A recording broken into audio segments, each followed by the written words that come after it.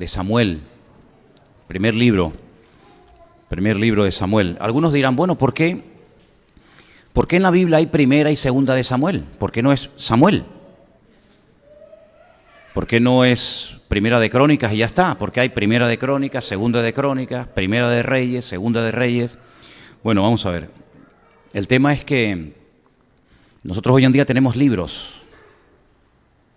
Y en este libro tenemos 66 libros, dicho sea de paso, pero en aquellos tiempos eran pergaminos, eran rollos, parecidos a los que yo traje de Israel, que tenemos por allí. Entonces los rollos pesan mucho por su contenido, y entonces lo que hacían muchas veces es que ponían varios pergaminos, ¿vale? Porque hay momentos que hay que levantarlos en alto, y por eso un pergamino que contuviera todo el rollo de un libro extenso de la Biblia, pues prácticamente sería imposible levantarlo, ¿no? Por eso muchas veces incluso el libro de los Salmos no es un libro de los Salmos, son 5 libros, que todos se llaman Salmos, los Teilín, pero son 5 libros, porque son muy extensos, ¿se da cuenta? Y nosotros estamos en la primera parte de este pergamino, en primera de Samuel, y la semana pasada vimos cómo el pueblo de Israel se empeñó, y no paró hasta conseguirlo, en tener un rey. Y el título del mensaje de hoy es Saúl, un sueño roto. ¿Lo puede decir conmigo? Saúl, un sueño roto. Quiero que cierres tus ojos un momento, vamos a orar. Vamos a pedirle al Señor que en esta tarde la palabra que voy a compartir con ustedes sea de bendición para todos. Y bueno, me decían hace un rato que hay gente que está viendo el culto, por supuesto en directo, y también Elena, a la cual le mandamos un saludo, que está viendo el culto, con Miriam, con Armandito y seguramente con más gente también. Les mandamos un saludo. Y te damos muchas gracias, Señor, por el privilegio que nos das ahora de abrir tu palabra y estudiarla, y pedimos, como hemos cantado, que abras nuestros ojos para que podamos descubrir el mensaje que tú tienes para cada uno de nosotros en el día de hoy, Señor. Quita todo estorbo, quita todo impedimento, y que podamos disfrutar de esta exposición de tu palabra, y que salgamos de aquí fortalecidos, renovados en la fe, y te damos gracias porque sabemos que tu Espíritu Santo va a hablar hoy a nuestras vidas, y pedimos que estemos atentos a lo que tú nos quieras compartir. Te lo pedimos todo en el nombre bendito de Jesús. Amén. Primera de Samuel, capítulo 13, vamos a estar leyendo unos versículos de este hermoso capítulo. Repito, primera de Samuel, capítulo 13. Vamos a arrancar a partir del versículo 1. Dice así la palabra del Señor. Tome nota y fíjese en los detalles y en los datos que vamos a encontrar en la lectura. Había reinado Saúl ya 1 año, y cuando hubo reinado 2 años sobre Israel, escogió luego a 3,000 hombres de Israel, de los cuales estaban con Saúl 2,000 en Micmas y en el monte de Betel, y 1,000 estaban con Jonatán en Gabaa de Benjamín, y envió al resto del pueblo, cada uno a sus tiendas. Jonatán atacó a la guarnición de los filisteos que había en el collado, y lo oyeron los filisteos. E hizo Saúl tocar trompeta por todo el país, diciendo: oigan los hebreos. Y todo Israel oyó que se decía: Saúl ha atacado a la guarnición de los filisteos, y también que Israel se había hecho abominable a los filisteos. Y se juntó el pueblo en pos de Saúl en Gilgal. Entonces los filisteos se juntaron para pelear contra Israel 30,000 carros, 6,000 hombres de a caballo y pueblo numeroso como la arena que está a la orilla del mar, y subieron y acamparon en Micmas al oriente de Bet-Aven.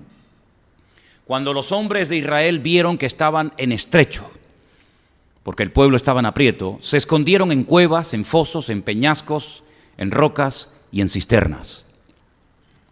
Y algunos de los hebreos pasaron el Jordán a la tierra de Gad y de Galaad, pero Saúl permanecía aún en Gilgal, y todo el pueblo iba tras él temblando. Versículo 8. Él esperó 7 días conforme al plazo que Samuel le había dicho, pero Samuel no venía a Gilgal y el pueblo se le desertaba. Entonces dijo Saúl: traedme el holocausto y ofrendas de paz, y ofreció el holocausto. Y cuando él acababa de ofrecer el holocausto, y aquí Samuel que venía, y Saúl salió a recibirle para saludarle. Entonces Samuel dijo: ¿qué has hecho? Saúl le respondió: porque vi que el pueblo se me desertaba y que tú no venías dentro del plazo señalado y que los filisteos estaban reunidos en Micmas. Me dije: ahora descenderán los filisteos contra mí a Gilgal, y yo no he implorado el favor de Dios. Me esforcé pues y ofrecí el holocausto. Entonces Samuel le dijo a Saúl: locamente has hecho. No guardaste el mandamiento del Señor tu Dios, que Él te había ordenado. Pues ahora el Señor hubiera confirmado tu reino sobre Israel para siempre. Mas ahora tu reino no será duradero. El Señor se ha buscado un varón conforme a su corazón, al cual el Señor ha designado para que sea príncipe sobre su pueblo, por cuanto tú no has guardado lo que el Señor te mandó. Vamos a parar ahí la lectura, después seguramente leeremos otros textos. En la vida hay leyes que tienen que ver con la física, con la química, con un montón de apartados diferentes de la vida. Y en el mundo espiritual, en el reino espiritual también hay leyes, y tienes que conocerlas, las leyes del reino. Una de las leyes del reino de Dios es que lo que siembras recoges. Esa es una ley incuestionable. Otra ley del reino dice que lo que siembras es lo que cosechas, y cuanto más siembres, más vas a cosechar. Pues hay una ley en el reino que tiene que ver con la bendición y al mismo tiempo con el pecado. ¿Qué viene detrás de una bendición? Otra bendición. Así que cuando tú estás siendo bendecido, prepárate porque vienen más bendiciones todavía a tu vida. Es una ley del reino, es algo incuestionable, de gloria en gloria, de victoria en victoria, de bendición en bendición y de triunfo en triunfo. No lo digo yo, lo dice la Biblia. Pero por otra parte, detrás de un pecado viene otro. Cuando abres la puerta a un pecado, aunque sea desde tu punto de vista pequeño o insignificante, vendrá otro mayor y otro y otro y otro, y al final te terminarás convirtiendo en un esclavo. Desde que hemos empezado a hablar de Primera de Samuel, ustedes han podido comprobar de que el pueblo no levanta cabeza, ni con Samuel ni después con el rey. Porque el problema no estaba en Samuel, el problema estaba en el pueblo.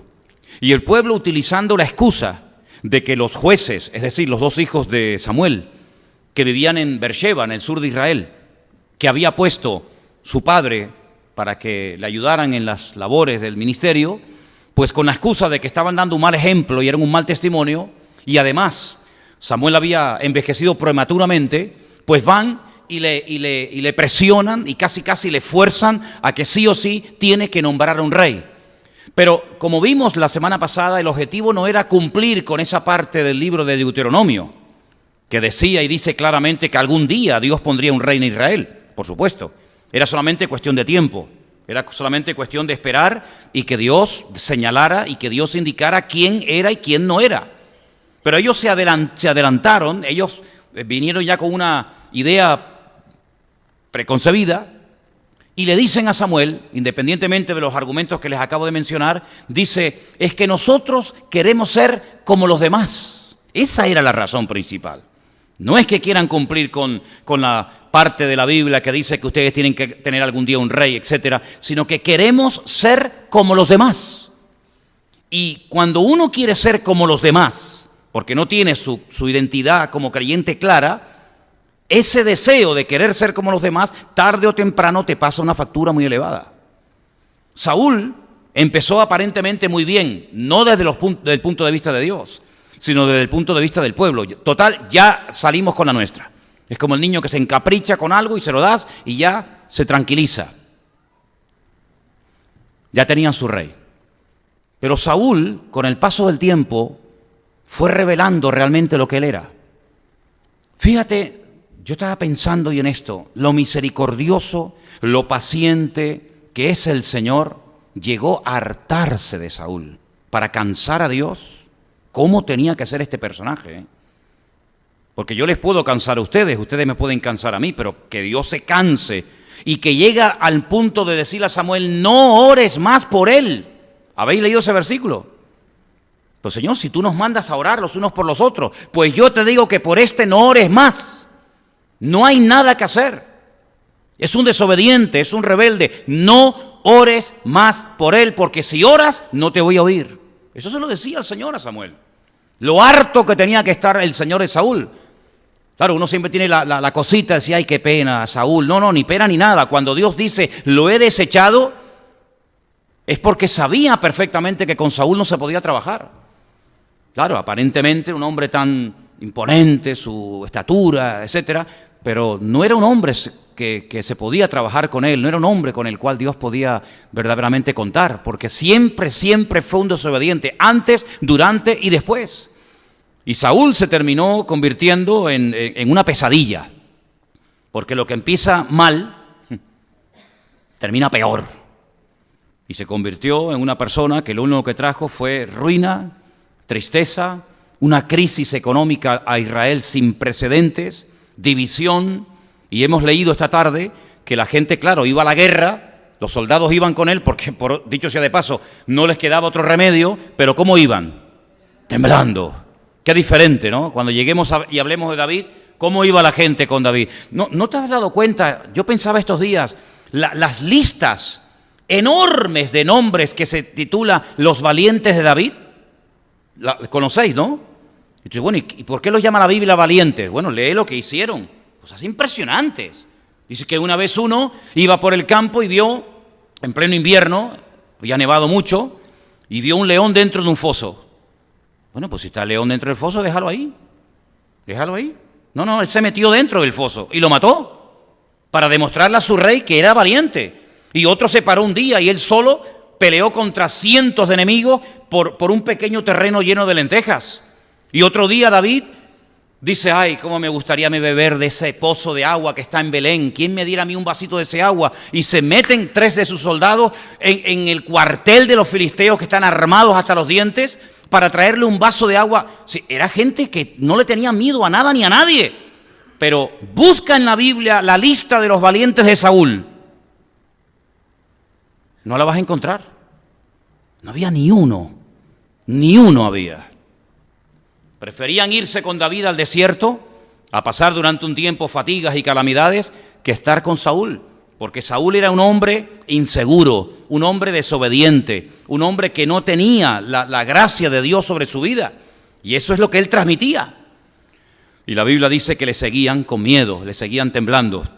Aquel hombre al final se convirtió en un juguete roto. ¿Quieren rey? Toma rey. Tomen el rey que querían. Al final se arrepintieron toda la vida de haber nombrado a aquel hombre. ¿Y total para qué? Ay, cuando tú te metes en algo que no es de Dios, piénsatelo bien, ¿sabes? ¿Para qué te metes en rollos que no son de Dios? Al final, ¿para qué? ¿Para salir llorando, herido? Tal vez puedes perder dinero, tiempo y hasta la vida. Fíjate lo que te digo, hasta la vida. Fíjate lo loco que era este hombre sin el respaldo de Dios. Claro, cuando uno tiene el respaldo de Dios, te metes por la pared. No hay nada que te detenga. Pero cuando tú no tienes la bendición de Dios sobre tu vida, ándate con ojo, no te metas en camisas de 11 varas. Porque por eso yo leí esta tarde este capítulo, porque dice la Biblia que al principio, cuando van a la guerra y se cuentan los soldados que tiene uno y que tiene otro, en el versículo 2 dice que Saúl tenía 3,000 soldados. Escogió luego 3,000 hombres de Israel. Se llevó a 2,000 con él. Y a su hijo Jonatán le dice, tú llévate 1,000. Bueno, 3,000 hombres son un montón de gente, sí, pero espérate un momento.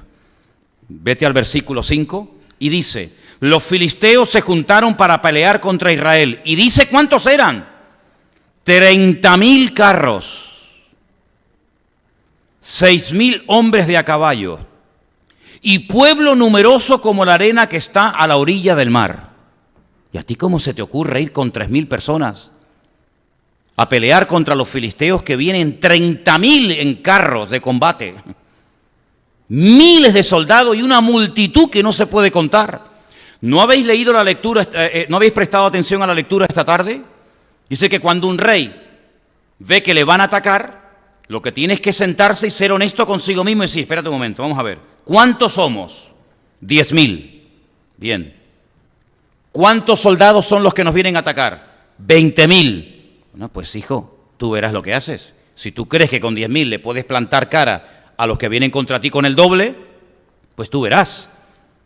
Pero si no, llega a un acuerdo con él, ríndete, manda mensajeros para que no termines perdiendo tú y todos tus soldados la vida. Este no lo hace, este ni consulta. ¿Ustedes ven que consultó con el Señor? ¿Ustedes ven que dice, bueno, vamos a orar para ver si tengo que ir a la guerra o no? David cada vez que iba a la batalla siempre consultaba previamente con el Señor. Señor, ¿voy o me quedo? ¿Les ataco o me quedo en casa? Saúl nunca consultó con Dios. Y así le fue, y así terminó. Se lanza a la batalla con 3.000 soldados. Vienen miles de soldados contra él, pero él no piensa en eso. Una desproporción tremenda. Aquí muestra que no tiene sabiduría, ni tiene la capacidad estratégica de organizar una batalla, porque es verdad que una vez 300 campesinos fueron a pelear contra una multitud de soldados. ¿Se acuerdan cuando Gedeón? Pero el Señor le dijo que hiciera esa batalla. Y cuando el Señor te dice que hagas una batalla, aunque seas tú contra 1.000.000, no tengas miedo. Pero cuando tú te metes en negocios, cuando tú te metes en historias donde Dios no te ha dicho que te metas, ten mucho cuidado. Pero hay un problema peor todavía. No es que eran pocos en comparación con los muchos que le venían a atacar, sino que dice más adelante, mira por ejemplo lo que dice más adelante en el versículo 7. Algunos de los hebreos pasaron el Jordán a la tierra de Gad y de Galaad, pero Saúl permanecía aún en Gilgal y todo el pueblo iba atrás de él temblando. Si no solamente eran pocos, sino que encima tenían miedo. Porque si somos pocos, pero estamos unidos y somos valientes, pues bueno, el Señor nos podrá utilizar de alguna manera. Pero si somos pocos y encima estamos muertos de miedo, pues ¿qué futuro tenemos? Ninguno. Pero fíjate que más adelante, si seguimos leyendo, dice que cuando él estaba esperando a Samuel que viniera para presentar el sacrificio y orar por él, versículo 8, espera 7 días, porque Samuel le dijo, espérame 7 días, pero él veía que el pueblo se le iba, presenta el sacrificio y más adelante, cuando Samuel dice, bueno, ¿cuántos han quedado en este tiempo de espera? La Biblia nos enseña que le quedaron 600 hombres. Versículo 15. Levantándose Samuel, subió a Gilgal, a Gabaa y Benjamín, y Saúl contó a la gente que se hallaba con él, 600 hombres. 2.400 soldados se mandaron a mudar. Si con 3.000 no podías, ahora con 600, menos todavía. Cada vez tiene menos gente, cada vez tiene menos soldados, porque él no les infunde valentía. Es una temeridad seguir a este personaje. Es un disparate ponerse bajo la cobertura espiritual de este tipo. Es un loco. Es una persona que va a llevar al país a la ruina. Como hay algunos hoy en día políticos por el mundo que están llevando a sus países a la ruina. No solamente ellos se van, sino que están llevando a miles a la ruina. Pero es que hay algo peor todavía. Fíjate lo que dice, por ejemplo, más adelante, en el versículo 19, no lo habíamos leído, pero presta atención. En toda la tierra de Israel no se hallaba herrero. No había ni un herrero en todo el país. Porque los filisteos habían dicho para que los hebreos no hagan espadas o lanzas. Ay, amigo, interesante, ¿eh? Versículo 20. Por lo cual todos los de Israel que tenían que descender a los filisteos para poder afilar cada uno la reja de su arado, su asadón, su hacha o la hoz. Y el precio era de un pin, una locura, un disparate. Por las rejas de arado y por los asadones, y la tercera parte de un ciclo para afilar las hachas y componer las aguijadas. Así aconteció, escucha, que en el día de la batalla no se halló espada ni lanza en ninguno del pueblo que estaba con Saúl y Jonatán, excepto Saúl y Jonatán su hijo, que las tenían. Pocos, asustados, divididos y desarmados. Bueno, una de dos, o este hombre tiene una fe impresionante que le va a dar una lección al mundo de cómo se puede hacer una batalla solamente con el respaldo divino, o es un loco que no sabe dónde se ha metido. Lamentablemente es la segunda postura, la segunda opinión. Es una persona que no sabe dónde se está metiendo, es una persona que lo que va a traer es ruina. No te juntes con gente que no tiene la bendición de Dios. Escúchame bien lo que te digo, apúntame eso ahí. Hay gente que no tiene la bendición de Dios en su vida. Están llenos de deudas, de problemas, de enfermedades, de líos, de que si el marido, que si la mujer, que si me duele aquí. No te juntes con gente así, mija. Júntate con gente que te pueda bendecir. ¿Por qué la gente iba a donde estaba Cristo? Porque Cristo era una persona que sanaba a los enfermos, que echaba fuera a los endemoniados, una persona que transmitía esperanza. Pero ¿para qué te vas a juntar con una persona que está peor que tú? ¿Para qué te vas a juntar con un criticón, con un deprimido, con un amargado? ¿Para qué? Para que corras el peligro de que puedas terminar perdiendo lo poco o lo mucho que tú dices que tienes.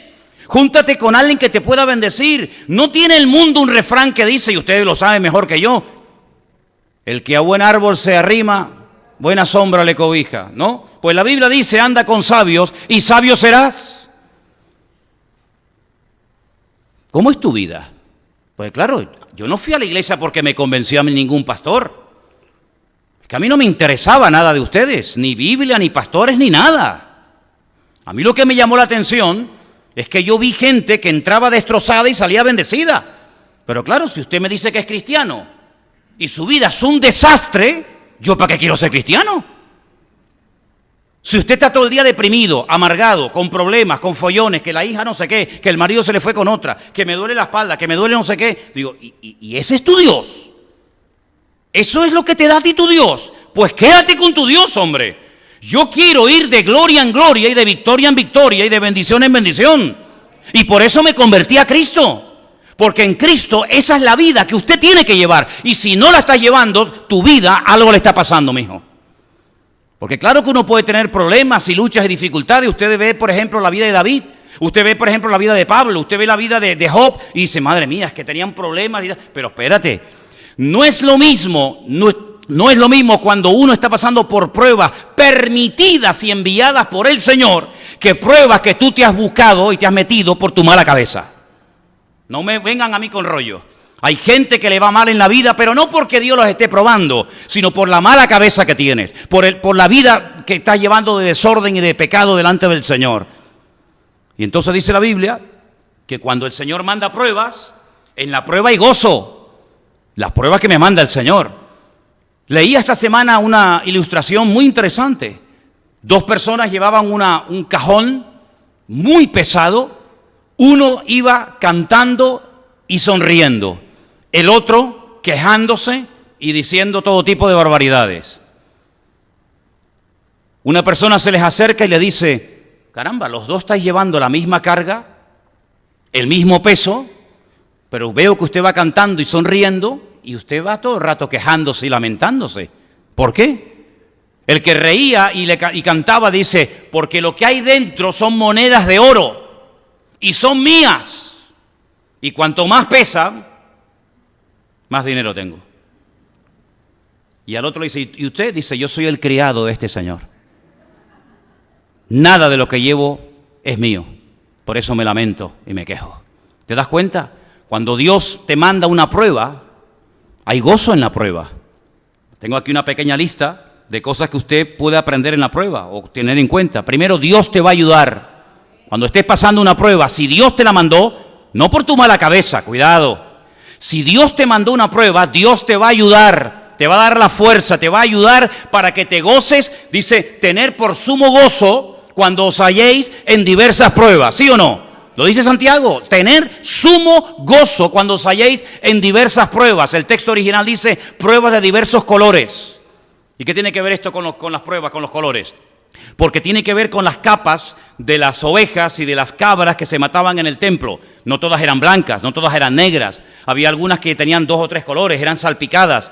Y Santiago dice, así como en el templo se pueden presentar animales de diferentes capas, las pruebas de la vida no siempre vienen igual. Pueden venir de un lado, pueden venir de otro, pero cuando Dios las manda, Dios te da la ayuda y te da el gozo para que tú digas, gloria a Dios, aunque Dios me mate, lo seguiré adorando. Como decía aquel hombre en la Biblia, ¿verdad? Este hombre se llamaba Job.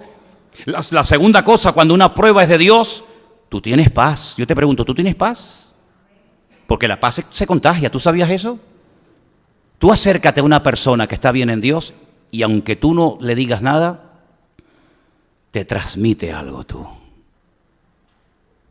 Tú acércate a una persona que está mal y dentro de ti dices, Dios mío, quítamela de en medio. Porque se transmite el mal rollo. Pero cuando una prueba es de Dios, tienes paz en tu corazón. No entiendo nada, esa es una de las características de una prueba enviada por Dios. No entiendo nada, no sé por qué me está pasando esta hora, pero si mi Dios es tan bueno y creo que lo es y es justo conmigo, tengo una paz, aunque estoy en medio de un huracán que ni te imaginas tú. ¿No estaban aquellos dos en la cárcel cantando lleno de gozo y de paz? ¿Por qué? Porque era algo que el Señor había permitido. Pero cuando algo no te lo ha mandado Dios, sino que tú te has metido en follones por tu culpa y por tu mala cabeza, estás amargado, te estás todo el día quejando, le estás echando la culpa al diablo, a Dios, a la iglesia, al pastor, a los hermanos, al marido, a la esposa, a todo el mundo menos a ti. Una tercera cosa que aprendemos cuando estamos pasando por pruebas de Dios es que esas pruebas te acercan a Él. Dios no te manda una prueba para machacarte, para hundirte, sino para que te acerques más a Él. Ese es el objetivo final de la prueba, acercarte al Señor, conocerle, darte cuenta que si estoy enfermo, Él me puede sanar, porque si nunca estoy enfermo, ¿cómo sé que Dios sana a los enfermos? Yo estuve una vez enfermo y yo sé que Dios sana, porque yo estuve enfermo y Dios me sanó. ¿Cómo sé que Dios liberta? Porque yo cuando me convertí, fui a la iglesia primera vez, yo llevaba 4 demonios dentro de mí. Algunos dirán, yo no creo en eso, ahí me da igual lo que usted crea. Yo sé que yo tenía 4 demonios en mi vida y me atormentaron durante años y me tenían destruido. Pero yo sé que Dios salva. ¿Por qué? Porque a mí me salvó. Y yo sé que Dios sana porque a mí me sanó. Y yo sé que Dios liberta porque los demonios se me fueron de mi vida y nunca más volvieron. Entonces cuando Dios te manda una prueba es para enseñarte algo, para que te acerques a Él. Te va a fortalecer. Cuarta lección que aprendemos de las pruebas, te va a fortalecer. Vas a estar en la prueba y después de la prueba fortalecido en el Señor. Vas a estar mejor que antes. Y finalmente te va a enseñar cosas importantes, porque las cosas que se aprenden con lágrimas y sufriendo no se olvidan nunca en la vida, nunca en la vida. Lo que te hace llorar, lo que te hace reír te olvida, pero lo que te ha hecho sufrir y pasarlo mal, eso no se olvida nunca. Por eso estas cinco cosas, Dios no me ayuda, Dios me dará su paz, el Señor me acerca a Él, Él me fortalecerá y me enseñará cosas grandes y ocultas que yo no conozco, es la clave para saber si estoy metido en una prueba que Dios ha mandado a mi vida o yo me he metido en camisas de 11 varas. Por eso, hermanos queridos, este hombre Saúl fue una pérdida de tiempo. Quieren rey, toman rey. Pero ustedes que lo han pedido, al final se van a terminar hartando de él. Y terminó la gente agobiada. Con Saúl, la gente terminó agobiada. La gente, dice la Biblia, que se iban a una cueva enorme que se llama la cueva de Adulán, entristecidos, endeudados, deprimidos. ¿Por qué? Porque allí había un joven pastor que no tenía nada que ofrecerles, pero estar al lado de David era una delicia. Se vivía y se estaba mucho mejor al lado de David en una cueva que en un palacio viviendo con el rey Saúl. ¿Qué te parece? ¿Sabes que su hijo Jonatán, llegó a decir que su padre era un problema nacional? Primera de Samuel 14:29. Dice así la palabra. Jonatán dijo, mi padre ha turbado el país. Mi padre es el que ha traído la ruina a este país. El propio hijo, no es un enemigo el que está hablando, es su propio hijo, el príncipe de Israel, Jonatán, reconoce que el país está tan mal, la gente está tan hundida por culpa de su propio padre. Ahora, lo que me llama la atención es que el rey que el Señor iba a poner, que era David, el que tenía que haber sido el primero y no el segundo, no era perfecto, ¿verdad? David no era una persona perfecta. ¿Hay alguna persona perfecta esta tarde aquí entre nosotros? Pues no. Hay 2 versículos en la Biblia que nos dice lo que sí es perfecto. Escucha este versículo, Salmo 19:7. Escucha bien.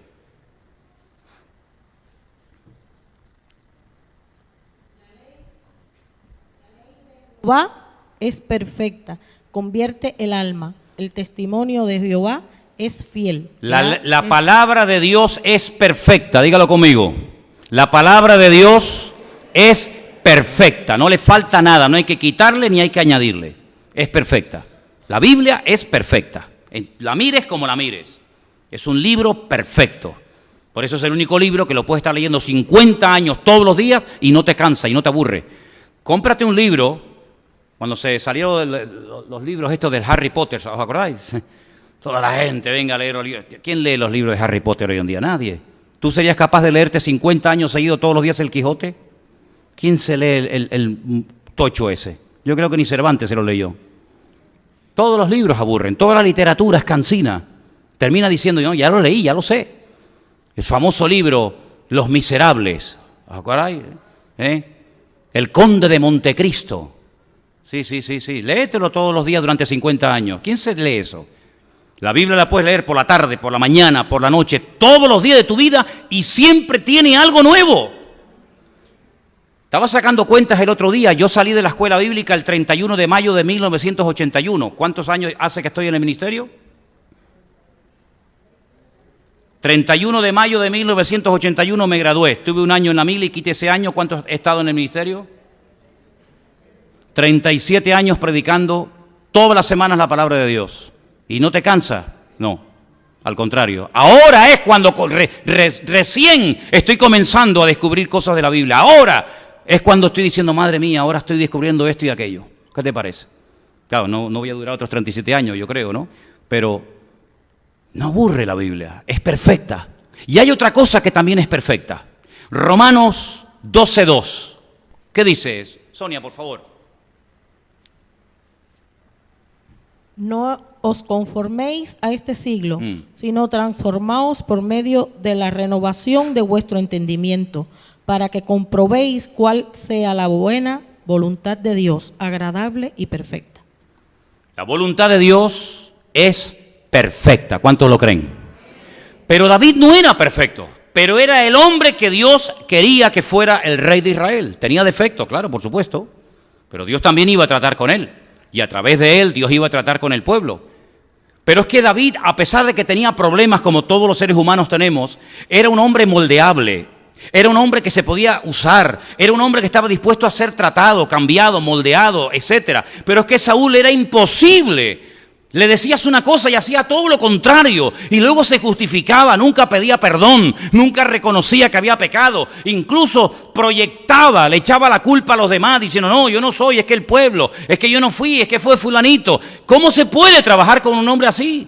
Por eso el Señor lo descartó, lo desechó. ¿Pero cuándo lo descartó? A los 20 años de estar como rey. No, que va, fíjate. Mira lo que dice, por ejemplo, estamos en 1 de Samuel, ¿verdad? Seguimos en 1 de Samuel, en el año segundo de su reinado, ¿sí? En el año segundo de su reinado, ustedes pueden leer todo el capítulo 13 de 1 de Samuel, y la Biblia nos enseña que en el segundo año de su reinado, ya el Señor dijo, con este hombre no se puede trabajar. No hace falta mucho tiempo para descubrir una persona, ¿te das cuenta de eso? No hace falta mucho tiempo, y para Dios imagínate, ¿no? No hace falta mucho tiempo para darnos cuenta de que Saúl era un peligro como persona. Era una bomba de tiempo. Y al final, ¿sabes cómo terminó Saúl? Suicidándose. Se quitó la vida. A mí no me da ninguna pena que Saúl se haya quitado la vida. Tú te lo buscaste, allá tú. A mí lo que me da mucha pena es que gente inocente, como por ejemplo Jonatán, que era una buena persona, el día que mataron a su padre, también lo mataron a él. Pero días antes, si tú te das cuenta, había hecho un pacto con David, su íntimo amigo. Dice que salen al campo y Jonatán reconoce que él no va a ser el rey. Eso es un acto de humildad tremendo, ¿eh? Si mi padre es el rey, cuando él muera yo seré el siguiente rey. Pero él es honesto, él sabe que él no va a ser el rey de Israel, porque el que Dios ha escogido es a su íntimo amigo David. ¿Y qué es lo que hacen sus íntimos amigos en el campo? Pues dice la Biblia que Jonatán se quita su escudo, se quita su espada, se quita sus ropas reales de príncipe de Israel y se las da a su amigo David. Y David se quita sus ropas de pastor y viste Jonatán como un pastor y viste a David como un príncipe. Y dice que hicieron un pacto. Dice que cortaron, sí, se cortaron y se unieron las sangres y se prometieron fidelidad hasta la muerte. Dice, yo sé que cuando tú seas rey, yo seré el segundo en el reino, yo seré tu mano derecha, ten misericordia de mi descendencia. Pero la Biblia nos enseña que Jonatán también murió. Y a David le dolió muchísimo en el alma, en el corazón, cuando su amigo Jonatán muere y comienza a pegar gritos y a decir: Jonatán, Jonatán, amigo mío, que tu amor me fue más dulce que el de las mismas mujeres, ¿verdad? Y es una tragedia, ¿no? Pero David era un hombre de palabra. David había hecho un pacto con este amigo de él, al cual amaba. Y dice la Biblia que años más tarde, cuando él ya es rey de Israel, y él dice: oye, ¿hay algún superviviente? ¿Queda alguien con vida de la casa de Saúl o todos han muerto? Y le dicen: no, hay un tal Mefiboset que vive en Lo-Dabar. Lo en hebreo es no, Dabar es palabra. Un lugar donde no hay palabra, donde no hay futuro, donde no hay esperanza. Vive en Lo-Dabar. Y dice: llámenlo. Y cuando viene no puede caminar porque dice que está lisiado de los pies porque cuando era niño cayó. Qué triste es cuando uno cae y después no sabe levantarse, ¿verdad?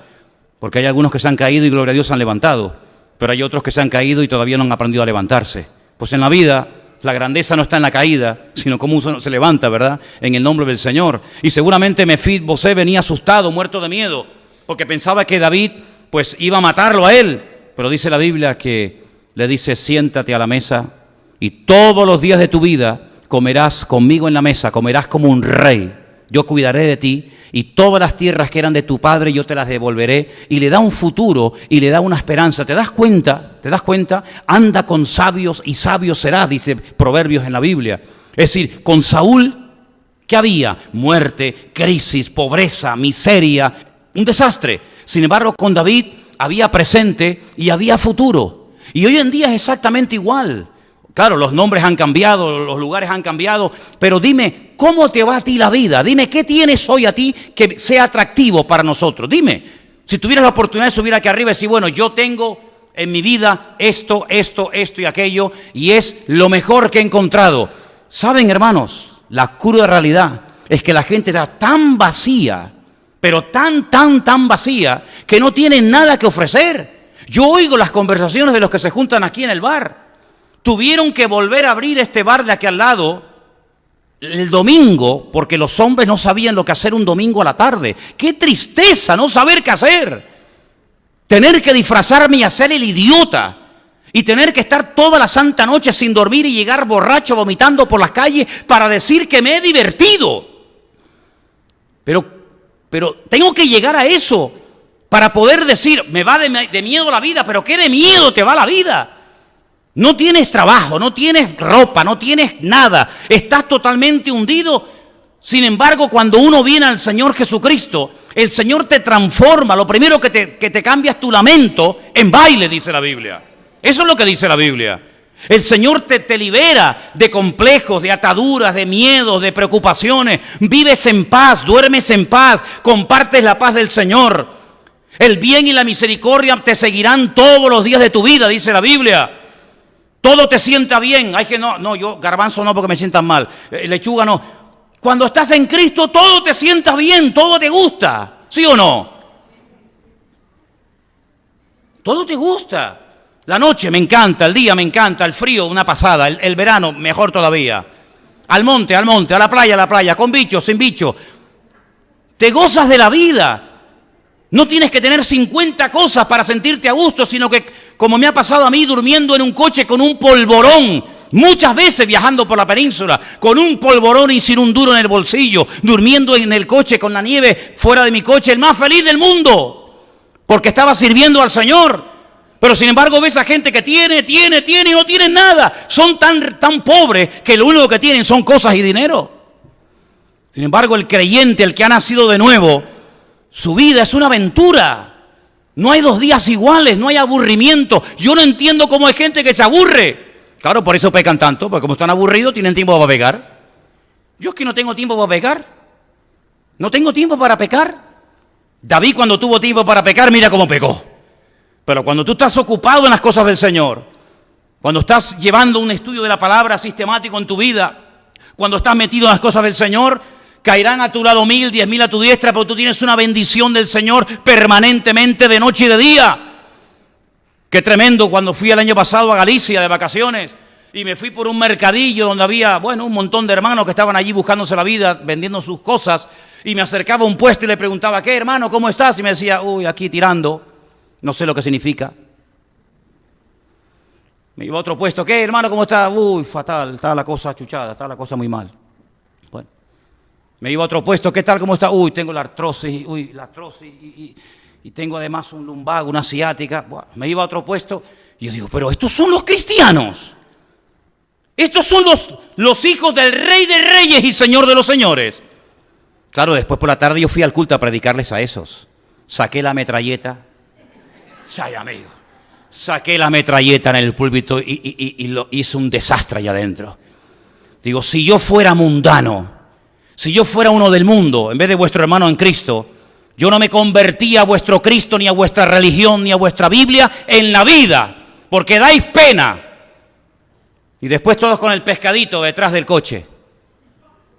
El pescadito lo tienes que poner, es allí un tiburón lo que tienes que poner allí. Menos pegatinas, menos pescadito y más vida práctica, hermano. ¿Y saben lo que le pasó a Israel? Que por precipitarse cometieron equivocaciones terribles y al final las terminaron pagando muy dura, muy caramente. Y por eso yo te pregunto a ti esta tarde, los pasos que tú estás dando, ¿con quién consultas? No, yo con la almohada, sí, pues te voy a responder la almohada, sí, te voy a responder la almohada a ti. ¿Con quién consultas? ¿A quién le hablas, Señor? ¿Qué hago? ¿Sigo con esto o lo corto ya? ¿Me voy o me quedo? Claro, si tú no consultas con nadie, mijo, después no te enfades con Dios, después no te enfades con la vida, después no te enfades con las circunstancias. Consulta con el Señor. David era un hombre de guerra, sabía que tenía una unción sobrenatural para ir a la guerra, pero nunca fue a la guerra, ahí, a la aventura, sino que decía, Señor, ¿voy o no voy a la guerra? Consultar con el Señor. Saúl nunca lo hizo. Un día, leyendo, me viene a Samuel, fíjate tú, es que, mira, cuando uno está mal, todo lo que hace sale mal. Dice, hoy no va a comer nadie, no quiero que nadie, fíjate tú, en la guerra, trabajando, sudando, corriendo, jugándote la vida, que no coma nadie. Porque si alguien lo hace, la maldición de Dios cae sobre su vida. Claro, todo el mundo asustado, nadie comía. Claro, la gente no respondía, falta de energía, no comían. Es como esos que hoy en día están por ahí, no sé si hay alguna persona aquí en la iglesia. ¿Cómo está? Bien. No puede decir bien, ¿por qué? Porque como no come, está anoréxica perdida. Y se llama cristiano. Jonatán no había oído esto. Jonatán no lo había oído, su hijo. Pero su hijo se había ido él solito y mató a un montón de filisteos. Y la gente contenta. Y cuando viene Jonatán, dice que se mete en un bosque. Y claro, él tiene hambre. Y dice que había un río de miel en ese bosque. ¿Lo crees? Un río de miel. Corría así la miel por todo el bosque. La Biblia dice que Israel es tierra de leche y miel. ¿Sí o no? ¿Vale? Pues Jonatán llegó, cogió miel, se mojó la boca, comió la miel y dice que se le aclaró la vista. Claro, tenía una fatiga el pobre y recobró fuerzas. Ay, amigo, cuando se entera el padre. ¿Quién ha quebrantado la orden de no comer? Y le dicen, tu hijo comió hoy algo de miel. Dice, pues aunque sea mi hijo, lo mato. Y le dice el pueblo, ¿y tú vas a matar al hombre que hoy nos ha salvado la vida y ha matado a más filisteos en un día que tú en toda tu vida? Ni se te ocurra ponerle un dedo a tu hijo encima. Era un loco. Los locos terminan volviendo loca a la gente. ¿Cómo está la gente en países donde hay un loco? Loco perdida. Están locos perdidos la gente. Están locos. ¿Por qué? Pues están bajo la cobertura de un loco. Y lo que hay que hacer es orar para que Dios se los lleve. Ay, hermano, yo oraba para que se convirtiera. Si no se han convertido no es porque no les hayan evangelizado, sino porque se resisten al evangelio. Y si no se convierten a las buenas, Señor, llévatelo. Y no es la primera vez que ocurre eso en la Biblia. Ay, si hubieran orado así en Cuba hace muchos años, no hubieran tenido 50 años al Barbas. Si estuvieran orando así en esta línea los cristianos en Venezuela, hace muchos años que este sinvergüenza ya se hubiera marchado y no tendría el pueblo muerto de hambre. Porque a esta gente se le ha evangelizado y a esta gente se le ha hablado del Señor y esta gente sabe quién es Cristo y sabe quiénes son los evangélicos y sabe lo que es una Biblia y saben todo, pero no quieren convertirse porque han endurecido sus corazones y el Señor dice en su palabra que cuando te hablan y tú te endureces, el Señor te cauteriza la conciencia para que ya, como Faraón, ya no tienes oportunidad ni para el arrepentimiento, amigo. Ese es lo peor que le puede pasar a una persona. Ya ni convertirte te vas a convertir. Y por eso cuando Saúl se muere, cuando Saúl se quita la vida, el pueblo cobra aliento y dice, por fin se nos quitó este cáncer de encima. Y se acabó y empezó el pueblo una era, una etapa nueva de frescura, de alegría. Mira lo primero que hace David, trae el arca. ¿Tú crees que Saúl preguntó alguna vez dónde estaba el arca? A él no le importaba dónde estaba el arca del Señor. David le enseña al pueblo a danzar. Comienza a fabricar un montón de instrumentos musicales que no existían, pero oraba, Dios le daba sabiduría e inventó un montón de instrumentos musicales de cuerda, de viento, de percusión, que hasta el día de hoy se usan en Israel. La famosa arpa de David, por ejemplo. Nombre que trajo alegría, trajo un renuevo. Y eso es lo que tenemos que buscar en el Señor. Yo he ido a muchas reuniones de pastores y claro, yo cuando llegaba a muchas de esas reuniones, yo oía hablar a los pastores y yo decía, Dios, pues me habré equivocado yo de profesión o de reunión. Porque empezaban, no, tenemos muchos problemas, muchas dificultades, que no sé qué, que la dureza, que las pruebas, que esto, que aquello y el otro. No, y yo decía, pues yo estoy disfrutando de la vida. Porque poder servir al Señor, claro que hay luchas y dificultades, pero es que en esas luchas y dificultades yo veo la mano de Dios. Si no son pruebas que vienen para hundirte y para amargarte. Si tú eres un cristiano, dice la Biblia que el gozo del Señor es tu fortaleza, ¿sí o no? ¿Tenemos un mensaje que darle al mundo, sí o no? Pues hermanos, pues el mejor mensaje que podemos dar es con tu vida y con tu testimonio. Porque mira, una de las cosas importantes de un creyente es que no depende de nada, ni de nadie. ¿Sabes lo bonito que es decir, yo me levanto por la mañana y no dependo de nada, ni de nadie, para funcionar, sino que soy libre? Claro, eso no significa de que después de la siesta te quieras echar el cortadito, ¿no? Ya eso es una costumbre que uno ya tiene como forma parte de la esencia de uno, ¿no? Pero si no hay cortadito no pasa nada. No pasa nada. Y puedes dormir en una cama con una almohada así, en el suelo, de pie, en un coche. ¿Por qué? Porque si el Señor está conmigo, yo cuando oro, yo siempre oro, todas las noches. No eso de 4 esquinitas, no, esa no, ya no la hago esa. En paz me acostaré y asimismo dormiré, porque solo tú, Señor, me haces vivir confiado. Y le digo al Señor, Señor, que cada hora que duerma valga por 2. Me levanto como una lechuga, fresco. ¿Qué tal has dormido? Yo de maravilla. No tengo problemas de insomnio ni de esas vainas, nada. Ahora tú imagínate que yo como cristiano, manías persecutorias, complejos, pastillas para comer, pastillas para no comer, pastillas para levantarme, pastillas para acostarme, pastillas para los nervios, pastillas para no tanto nervio, pastillas para... Dice, bueno, pero una pregunta, ¿tu Dios dónde está, mijo? ¿Dónde está tu Dios? Pues quiero decirles algo, que muchos cristianos viven así. Muchos cristianos viven así. Pero en Cristo una de las cosas más hermosas que hay es que usted puede ser libre, completamente libre. Y Saúl nunca fue un hombre libre. Saúl era un hombre que tenía un serio problema. Cuidado con esto que le voy a decir ahora. Era un acomplejado y era un celoso. Ay, mi madre.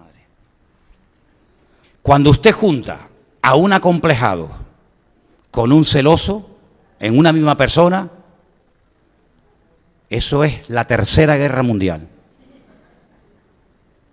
Era un acomplejado porque un día David se fue a la guerra, mató a un gigante, que tuvo el favor que hizo a nivel nacional David. Saúl muerto de miedo, pero David va y lo mata. Y las chicas, claro, tú sabes, la chica David, guapetón, rubio, hermoso, acaba de matar a un gigante, trae un cabezón así en la mano, las chicas con David se volvieron locas. Y dijeron, Saúl hirió a 1000, pero David a los 10.000, como echándole piropos, ¿no? A David, ¿no? Y entonces el otro, Saúl, se puso celoso. Y le dice, nada más falta que le den el reino. Es decir, tú ni vas a la guerra porque eres un cobarde, y encima este muchacho se juega la vida, te salva la vida, le corta la cabeza al enemigo y encima te enfadas con él y lo criticas. ¿Qué comenzó a hacer Saúl a partir de ese día? A perseguir a David con la intención de matarlo. Un acomplejado, celoso. Y los celos son muy peligrosos porque te hacen ver cosas que no existen. ¿Usted sabía eso? Persona celosa te dice, ¿con quién hablabas? ¿Yo? Con nadie. ¿Cómo que no, si yo te vi? ¿Qué me vas a ver si estaba todo el día metido en la habitación? No, pues yo te vi. ¿Y qué le dije? Mira, eso es horroroso. Eso es terrible, de verdad. Eso parece, Señor, o te lo llevas o te lo mando. De verdad, ¿eh? Terrible, terrible. ¿Tú te crees que un rey que tiene que matar a filisteos, que tiene que darle buena vida a la gente, que tiene que tener la frontera segura, que tiene muchas responsabilidades, todo su empeño durante años y años fue matar a David? Y luego era un falso, porque era un falso. Le dice un día a David, mira, yo quiero que tú seas familia mía, quiero que seas mi yerno. Y David le dice, ¿yo? Un don nadie, un desgraciado, un pastor de ovejas, que sea yo yerno del rey. No, por favor, eso es demasiado honor para mí. Pero yo quiero que seas mi yerno. Bueno, pero dime algo, es que yo no tengo nada para ofrecerle a la princesa de Israel. Que la princesa había que echarle de comer aparte también, ¿eh? Cuidado con las que se venden como princesas. Porque hay algunas que se venden como princesas que después son, vamos, madre mía, una piedra en el zapato era la princesa aquella. Dice, no, dime algo, es que yo no tengo una dote, no tengo recursos económicos. Le dice, mira, tráeme 100 prepucios de filisteos. También menuda petición le hace ¿no? Y David se va, pero dice, claro, si yo le pido a que me traiga 100 prepucios de filisteos, alguno lo va a matar, que es lo que yo quiero, que lo maten. Bueno, pues viene y le dice, toma, 200. Es que a mí me encanta David. Yo, la verdad, si yo pudiera volver en la máquina del tiempo, yo me hacía soldado de David, porque es que este tío me encanta el David me encanta. Yo qué pena que no viví en una época que no viví en esa época. Todo tienes el amor, Dios te bendiga, hermano. A mí me hubiera gustado esa época de pim, pam, y me hubiera encantado. Pero bueno, ¿qué vamos a hacer? Le da a la mujer. Y entonces David, que era un hombre de Dios, espontáneo, campechano, el hombre quería adorar y adoraba, y el hombre quería cantar, no tenía ese miedo al ridículo, porque no era un acomplejado como el suegro, sino una persona feliz de la vida, pues resulta que se pone a danzar por las calles de Israel, y claro, doña Mical, que era igual que el padre, porque la Biblia dice lo dice el mundo, de tal palo tal astilla, la Biblia dice tal la madre, tal la hija, ¿no? Pues se queda mirando por la ventana y dice, tu chiquita, bailando ahí. Y cuando llega por la noche a la casa, Mical está con los morros. Con los morros. Y David dice, ¿qué te pasa? ¿No te da vergüenza haber danzado por las calles ahí, todo el mundo mirándote por las calles? Y David le dice, vergüenza a mí, vergüenza te tiene que dar a ti. A mí no me da ninguna vergüenza adorar a mi Dios. Y si crees que he hecho el ridículo, más todavía lo voy a hacer. Y dice que a partir de ese día nunca más se acostó con ella y fue viuda hasta el día de su muerte. Fue viuda en vida, que ese es otro tipo de viudez que hay en la Biblia. Viuda en vida. Tu marido está vivo, pero tú vas a ser viuda, como si yo hubiera muerto para ti. Y ahí se quedó. ¿Y qué te parece, amigo? Saúl fue un juguete que se rompió al poco tiempo. Porque no fue el rey puesto por el Señor. Y tú tienes que asegurarte de que las decisiones que tomes en la vida, las tomes en la voluntad del Señor. Quiero terminar diciéndote algo. Mira, cuando tú vayas a tomar una decisión de la índole que sea, sentimental, económica, familiar, en fin, de la índole que sea, como he dicho, primero, no tomes nunca una decisión, escúcheme bien, sobre todo jóvenes y todos los que están aquí, para huir de una situación. ¿Qué quieres decir con huir de una situación? Quiero decir que a veces he visto gente que se ha casado, chicos o chicas, para huir de una situación familiar que no soportan más. Un padre tirano, una situación familiar terrible, y entonces dice, mira, yo me voy a casar con que es feito, no es muy allá, no, pero bueno, me manda a mudar de aquí. y al año, a los 2 años, a los 3 meses, aquello fue una ruina, porque fue una decisión tomada en la carne.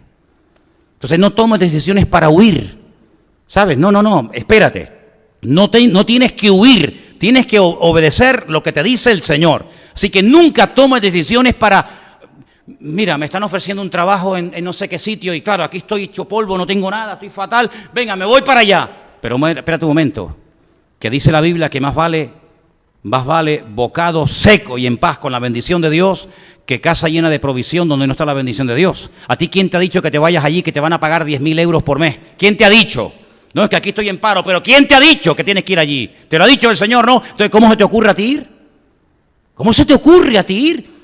Si dice la Biblia que ahora Él es mi rey, Él es mi cabeza, Él es mi autoridad, ¿cómo voy? Ahora aquí, ahora compro, ahora vendo, cuando más bien deberíamos decir, si el Señor quiere, haremos esto o lo otro. Luego, no huyas de situaciones, por muy bonitas que vengan las ofertas, ¿sabes? Por muy bonitas que vengan. Me acuerdo cuando vino a hablar conmigo el Partido Popular para ofrecerme un puesto. Sí.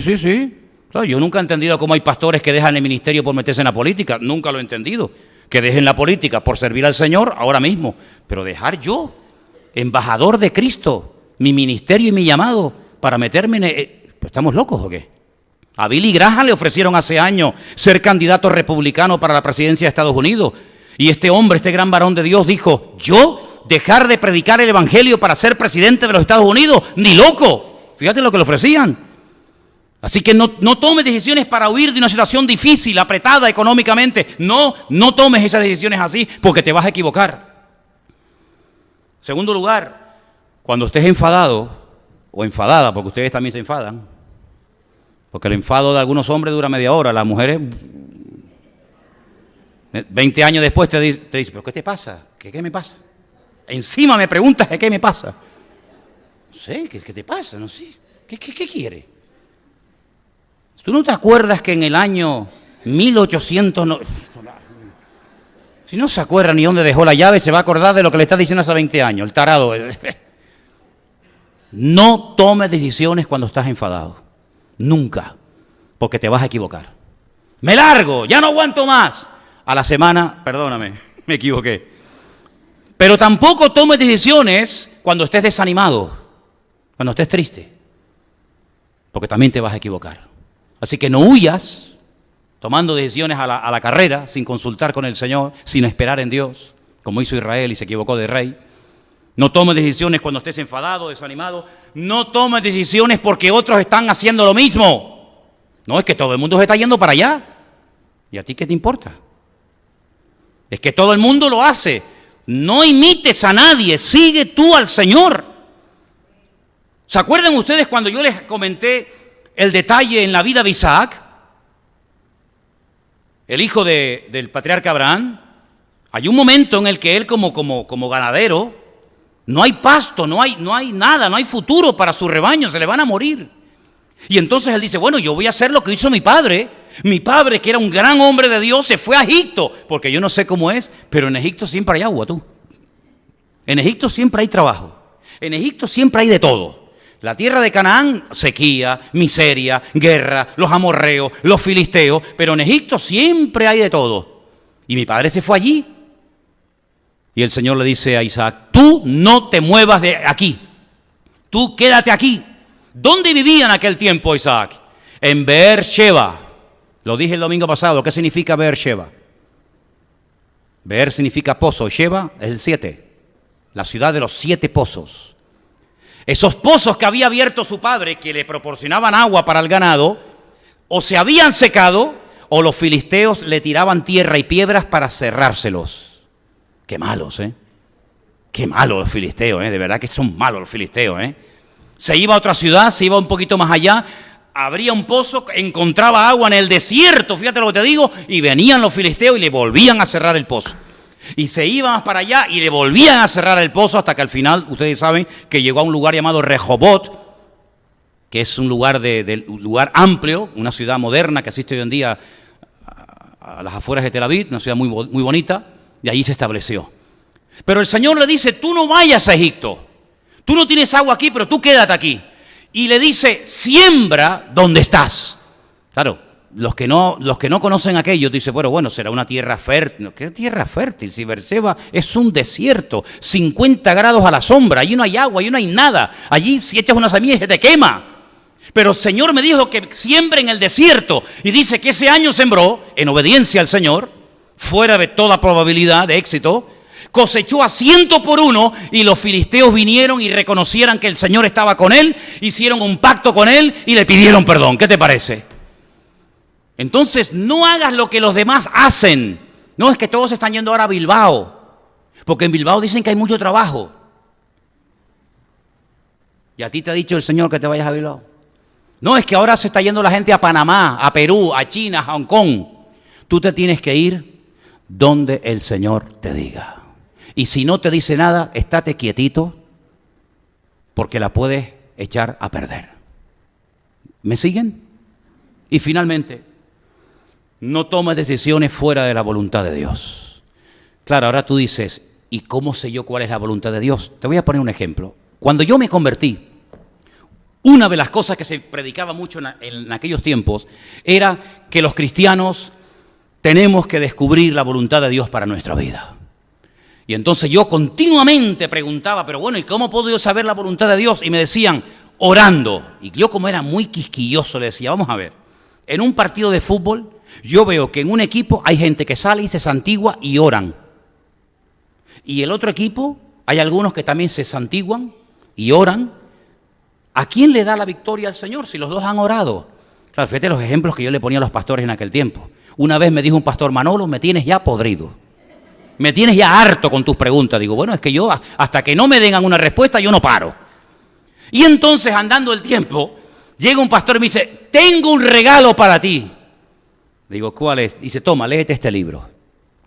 Yo desde que me convertí leía libros y libros y libros, pero ese en especial se llamaba Si un día lo pueden conseguir, es un libro muy antiguo, cristiano. Si pueden conseguir ese libro, cómprenlo. Si vas a la casa de un hermano y lo ves, quítaselo y después le dices que se lo cogiste de prestado. Se llama 3 señales seguras. Es portada azul. 3 señales seguras. Se basa en lo siguiente. Dice que en una parte de Italia había un puerto que era muy peligroso entrar con el barco, no hay problema. Y resulta de que los barcos encallaban porque no sabían entrar bien al puerto y tocaba y rompía el casco y se hundían. A alguien se le ocurrió poner en la punta del muelle 3 farolas, así, en línea. Y los del puerto le decían a los que querían atracar en ese puerto que cuando fueran a atracar, si veían 3 farolas no alineadas, que ni se les ocurriera entrar con el barco porque se la iban a pegar. ¿Me explico? ¿Qué tenían que hacer? Ver las 3 luces como si fuera una sola, así alineadas. Si usted las ve así, 1, 2 y 3, o 1, 2 y 3, no entres porque te la vas a pegar. Tienes que ver las 3 luces así en línea, como si fueran una. Y basándose en eso, que era verdad, el autor de este libro dice, hay 3 cosas en la vida de todo creyente que tienen que estar siempre alineadas para que usted pueda decir, yo estoy en la voluntad de Dios. ¿Y no vale con 2? No, 3. ¿Cuántos quieren saber esas 3 cosas cuáles son? Vengan el domingo que viene y se las digo. ¿Qué hacemos? Venga, dígame otra, no. Vale, vamos, ya vamos. Los veo animados. Decía que la primera señal, la primera prueba de que estás en la voluntad de Dios es ¿qué dice sobre lo que quieres hacer la Biblia? Porque claro, tú puedes sentir, yo tengo que matar a aquel. Y el Señor dice, no matarás. Entonces no puede ser. O yo tengo, ¿qué dice la Biblia? ¿Lo prohíbe? ¿Lo permite? ¿Es correcto? ¿No es incorrecto? Primeramente hay que ir a la palabra, al manual. No toques ese botón. Y vas y lo tocas. Bien, la Biblia no dice nada en contra de esto. ¿Qué más? Segundo, la paz en tu corazón. ¿A qué me refiero cuando digo paz en el corazón? ¿Cómo te sientes? Porque puede ser que tú digas, oye, lo que yo estoy haciendo o quiero hacer, Dios no me lo prohíbe, pero yo no me siento a gusto, ¿eh? Es como cuando Pablo dice, yo quise ir a predicar a un sitio, pero no tuve paz en mi espíritu. Sentía que no era el momento para ir a predicar aquí, sino era el momento para ir a predicar allá. Entonces, bueno, no está mal el hacer esto, porque la Biblia nos dice, eso no se puede hacer, pero yo no me siento a gusto, ¿sabes? No me siento cómodo. Bueno, entonces tranquila, si no tienes paz, aunque la Biblia no te lo prohíbe, no hagas nada. Y la tercera cosa es muy importante, las circunstancias. Te voy a poner un ejemplo. Imagínate, ¿se acuerdan cuando yo les decía que en la iglesia en la que yo me convertí había un amigo mío, un joven, que estaba loco por una chica de la iglesia, pero que la chica no le hacía ni caso? ¿Es bíblico que un hombre o una mujer se enamore uno de otro? Es bíblico, es correcto, es ley de vida, ¿no? Me llega una vez una hermana y dice, hermano, tenemos que hablar, tengo un problema con mi hijo. Digo, ¿qué pasó ahora? Dice, que se enamoró de una chica. Digo, oh, gloria a Dios, hermana. Dice, pero ¿cómo dice? Yo pensaba que me iba a decir que se había enamorado de un chico. Bueno, si su hijo se enamoró de una chica, pues bueno, empezamos bien. Ahora vamos a ver de quién se trata, ¿vale? Es decir, usted está enamorado, le gusta, perfecto, la Biblia no prohíbe, ¿no? Bien, perfecto. ¿Usted cómo se siente?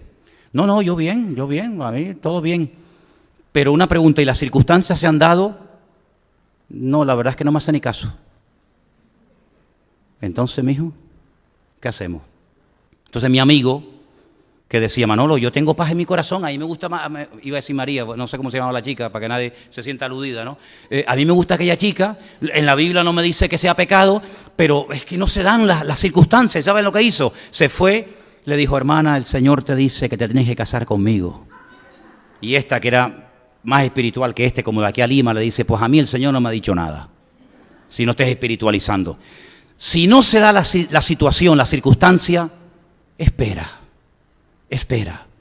Señor, yo he orado para comprar esta casa. Tu palabra no me prohíbe el que yo me compre una casa para mi familia. Tengo paz, yo creo que podríamos ser felices y esta casita está bien, está cerca de la iglesia o lo que sea, pero no tengo el dinero. Entonces, mijo, ¿la vas a comprar con la paz de tu corazón la casa? ¿La vas a comprar con fe, con amor y esperanza y vida eterna? Tendrás que tener el dinero. Si no se da el dinero, puede ser que tengas el dinero, pero no tienes paz en tu corazón. Dice, oye, la podría comprar, pero no sé por qué. No sé, entro a la casa y hay algo raro. Pues entonces, si no tienes paz en tu corazón, si las circunstancias no se dan y si la palabra no te avala, no te muevas. Yo lo he puesto en práctica. En mi vida. Y te voy a poner un ejemplo y termino. No sé si Elena me está viendo todavía, pero cuando yo era soldado, un miércoles por la tarde yo salía a dar un paseo.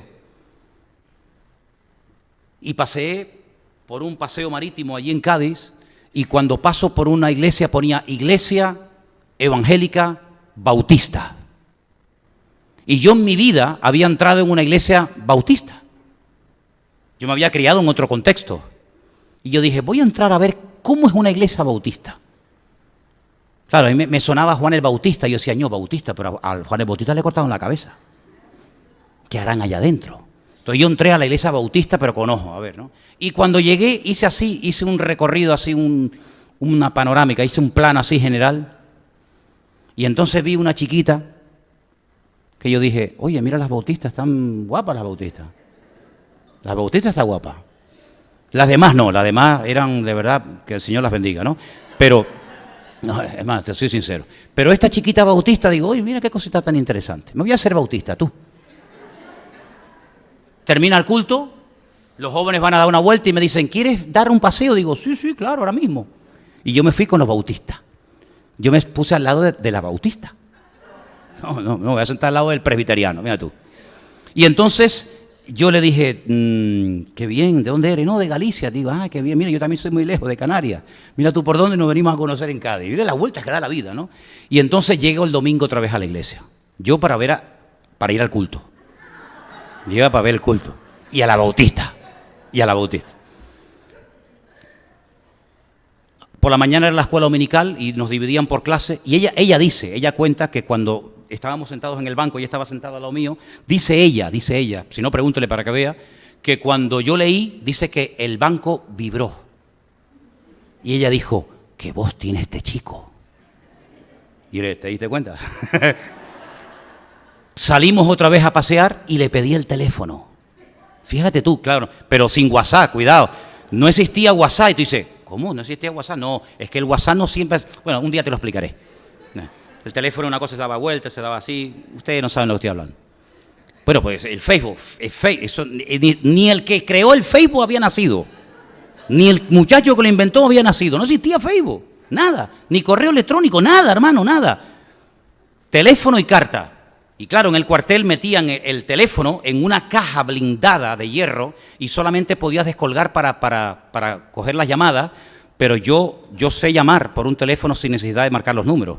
Y bueno, el Ministerio de Defensa lo arruiné en llamadas que hice, ¿no? Y entonces la vi un miércoles y la vi un domingo. Pero este libro, que ahora entiendo por qué el pastor me lo regaló, empecé a ver que en la Biblia no me decía nada en contra de esto. Tenía una paz en mi corazón alucinante. Pero las circunstancias no se daban. Ella vivía en Galicia, yo estaba en Cádiz, me iba para Canarias. Y entonces oramos al Señor, pusimos una serie de pruebas y le pedí que se casara conmigo. Jamás en mi vida le puse un dedo encima a Elena en los 7 meses que estuvimos por carta y por teléfono. Dejó su casa, su iglesia, su familia, su tierra, absolutamente todo, para venirse a Tenerife a casar con uno que no conocía de nada, que dice que era pastor, hasta el día de hoy. Creo que este año hemos hecho 35 años. ¿Siempre he acertado? No, que va, he metido muchas veces la pata, en muchos aspectos. Pero ¿sabes qué? Si tú quieres hacer la voluntad de Dios, no te precipites. Espera en el Señor, porque mira por precipitarse cómo terminó Saúl, quitándose la vida. Cómo terminó el pobrecito Jonatán y sus hermanos, quitándose la vida. El país arruinado, en crisis. ¿Por qué nos cuesta tanto a los cristianos esperar en el Señor, hermano? ¿Por qué? Es que no nos fiamos de Dios. No nos ha demostrado ya fehacientemente el Señor que uno se puede fiar de Dios. Ya sé que por ahí hay un versículo, yo sé que ustedes saben muchos versículos. Maldito el hombre que confía en el hombre. Sí, yo también me lo sé. Pero también te recuerdo que hay uno que dice, más bienaventurado el varón que confía en el Señor su Dios. Y yo les quiero decir esta noche para concluir que confiemos en Dios. Que no seamos como Israel, que venga la carrera y ahora, sino esperemos en el Señor. Porque aunque David no era perfecto, era el hombre escogido por Dios. Y ese era el que Dios tenía preparado. Lo que pasa es que era muy jovencito, Dios lo estaba preparando. Y cuando nosotros somos capaces de fiarnos de Dios y esperar en el Señor siempre, siempre te dará lo mejor. ¿Cuántos dicen amén? Claro, vendrán pruebas y dificultades, cuidado, esto no es un camino de rosa, que no hay dificultades, pero cuando una prueba viene y el Señor está en la barca, gloria a Dios. Yo prefiero ir en una barca en tormenta, pero donde el Señor va conmigo, que ir en un barco de lujo, en un crucero, en un mar maravilloso, en calma, donde no va la presencia del Señor. Vamos a orar, hermanos, por favor. Cierre sus ojos ahí donde está. Recuerda esta palabra, por favor. No pongas como rey de tu vida a cualquiera. No te juntes con personas que no tienen nada que ofrecerte. Es más, apártate y huye de personas que, llamándose hermanos, dice la Biblia, no llevan una vida coherente, alineada con el Señor. Pablo no dijo, no, tienen que huir. No, Pablo dijo, lo que les dije es que no se junten con personas que, llamándose cristianos, llevan una vida desordenada. Con esas personas no te juntes porque van a pensar que todos somos iguales y nada más lejos de la realidad. Nada más lejos de la realidad.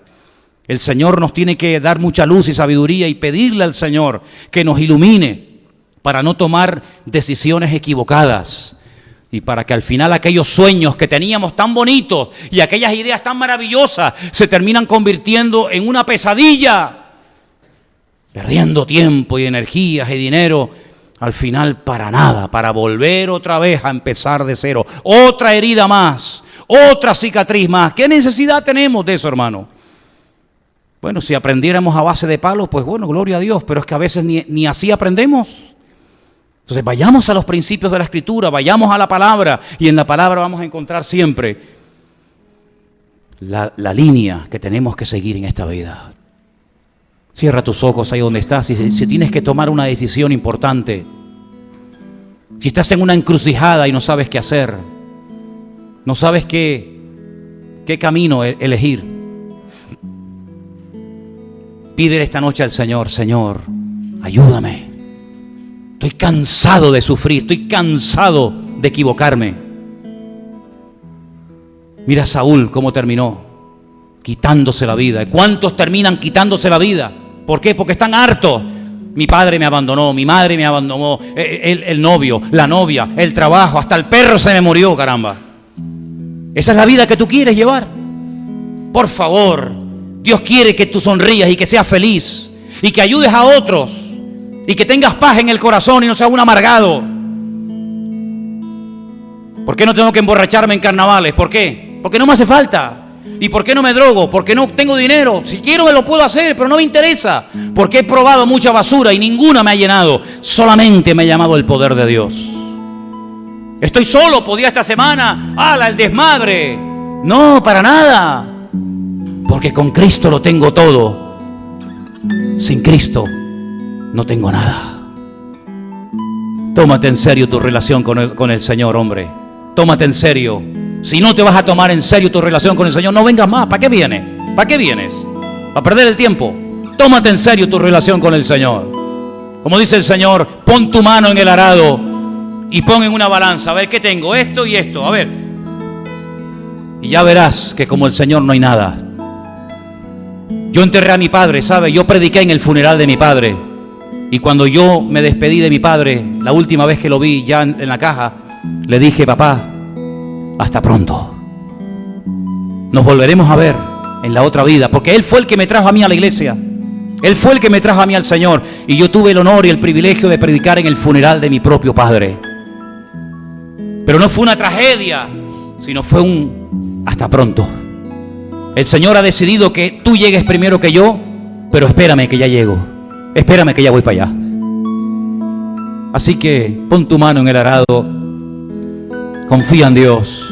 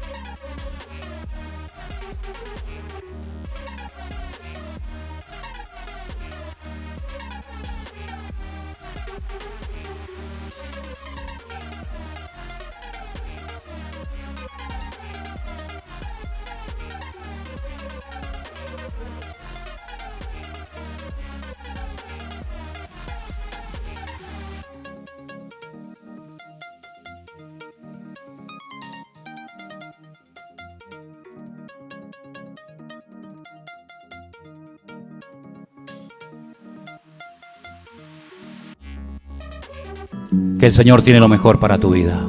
Ayúdanos, Señor, a tener en cuenta estos principios, estas enseñanzas, esta palabra.